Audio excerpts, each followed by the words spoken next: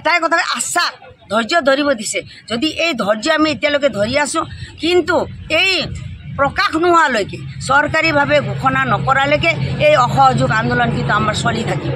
এইটোৱে আমাৰ মেইনলি। আজি আমাৰ মাননী বৃদ্ধিৰ এটাই দাবী লৈ আজি 26 তাৰিখৰ পৰা এই চচলত দিনে ৰাতিয়ে বহা আজি 19 দিন অতিক্ৰম হ'ব।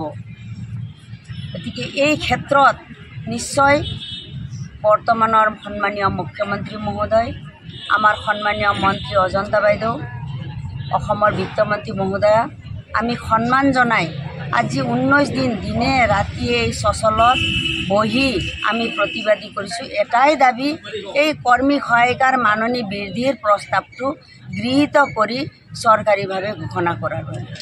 কাৰণ আমি দীৰ্ঘদিনীয়া দাবী, অসমত যি অসম চৰকাৰে যি আঁচনি ঘোষণা কৰি এই আঁচনি ৰূপায়ণৰ ক্ষেত্ৰত এই অংগনবাদী কৰ্মী সহায়িকাই সেৱা আগবঢ়াই আছে। আমি তেখেতসকলৰ স্বেচ্ছাসেৱী হিচাপে তৃণমূল পৰ্যায়ত কাম কৰি আমি মানুহ গঢ়াৰ যন্ত্ৰ হিচাপে আমি পৰিণত হৈছোঁ। কেৱল কামৰ বিনিময়ত আমি পৰিশ্ৰম বিচাৰিছোঁ। কেৱল মাননী অসম চৰকাৰৰ পৰা অতিৰিক্ত মাননী বিচাৰিছোঁ। 19 অক্টোবৰত সঞ্চালকে এটা প্ৰস্তাৱ চৰকাৰলৈ প্ৰেৰণ কৰিছিল। সেই প্ৰস্তাৱটো অতি সোনকালে ঘোষণা কৰি আমাক এই চচলৰ পৰা আমাৰ কেন্দ্ৰৰ কৰ্তব্যত নিয়োগ কৰিবলৈ তেখেতসকলে সাহস বা প্ৰেৰণা দিব বুলি আমি অনুৰোধ কৰি কৈছোঁ। আজিও অনুৰোধ কৰি কৈছোঁ, কাৰণ আমিতো শিশু গঢ়া এটা যন্ত্ৰ, মানৱ শিশু গঢ়া এটা যন্ত্ৰ, এই যন্ত্ৰ হিচাপে আমি কাম কৰি আছোঁ।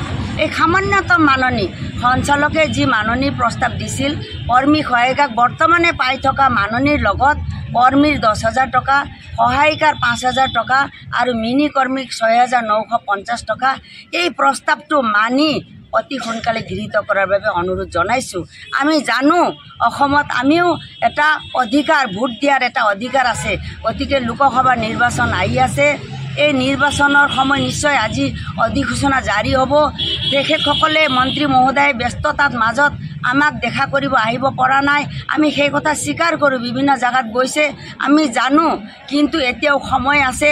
তেখেতসকলে এটা ঘোষণা কৰিব লাগে যে তোমালোকক আমি ইমান দিনৰ ভিতৰত এই সঞ্চালকে দিয়া মাননীটো প্ৰস্তাৱটো আমি মানি ল'ম, ইমান দিনৰ ভিতৰত আপোনালোকৰ কাৰ্যকৰী কৰাৰ ব্যৱস্থা কৰিম বুলি এটা শব্দ, এটা বাক্যৰে মন্ত্ৰী মহোদয়ৰ পৰা শুনাৰ বাবে ইয়াত দিনে ৰাতি কষ্ট কৰি এই কাৰাগাৰ, এই চচলত বহি আছোঁ। মহৰ কামোৰ, ইয়াত কোনো ব্যৱস্থা নাই। লেট্ৰিন বাথৰুমত মহিলাসকলে ঘৰ বাৰী এৰি থৈ অহা প্ৰায় 40-50 গৰাকী বান্ধৱী আজিলৈকে 19 দিনৰ ঘৰত যোৱা নাই। কিছুমানে গৈছে আহিছে, মহিলাবিলাকৰ অধিকাৰী বুলি ভাবোঁ, কিন্তু এই নিশ্চয় চিন্তা কৰিব বুলি আমি আশা কৰিছোঁ। ধন্যবাদ। আলোচনা 3 তাৰিখে আমাৰ সন্মানীয় অজন্তা বাইদেউৰ লগত আলোচনা হৈছে। তেখেতে আমাক কৈছিল আপোনালোকে ধৈৰ্য ধৰক, CM ছাৰৰ লগত আলোচনা কৰি আপোনালোকক জনাম, লোকসভা নিৰ্বাচন আহি আছে। সেই আশালৈ আমি ইয়াত ৰৈ আছোঁ। আমাৰ সঞ্চালক বিভাগৰ তৰফৰ পৰা 26 তাৰিখে আমাৰ ধৰ্ণাস্থলীত আহিছিল আৰু যোৱা 11 তাৰিখেও আমাৰ অধৈৰ্য হৈ আমাৰ বান্ধৱীবিলাক ৰাস্তাত ওলাই গৈছিল। তেখেতে আহি আমাক কথা দিছিল যে মন্ত্ৰী মহোদয়ক মই পুনৰবাৰ চেষ্টা কৰিম যে আপোনালোকৰ এই দাবী উত্থাপন কৰি এই দাবীটো কাৰ্যকৰী কৰাৰ কাৰণে তেখেতক মই চেষ্টা কৰিম বুলি কৈছিল। কিন্তু তেখেতে সন্মানীয় অজন্তা বাইদেউৰ লগত আলোচনা কৰিছে। যোৱাকালি 14 তাৰিখে আমাক মন্ত্ৰী মহোদয়ৰ লগত নহয়, বিভাগীয় সঞ্চালক মহোদয়ে আমাক মাতিছে। আমাৰ লগত জইণ্ট ডাইৰেক্টৰ, ডেপুটি ডাইৰেক্টৰৰ লগত তেখেতে আলোচনা কৰিছে।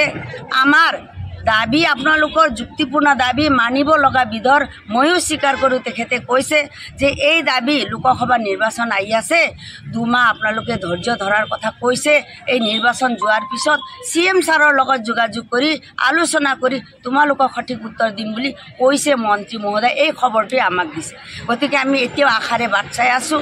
নিশ্চয় ইয়াৰ পিছত আমাৰ কি হ'ব সেই ব্যৱস্থাটো আমি এতিয়ালৈকে চিন্তা কৰিব পৰা নাই। এতিয়াও সময় আছে।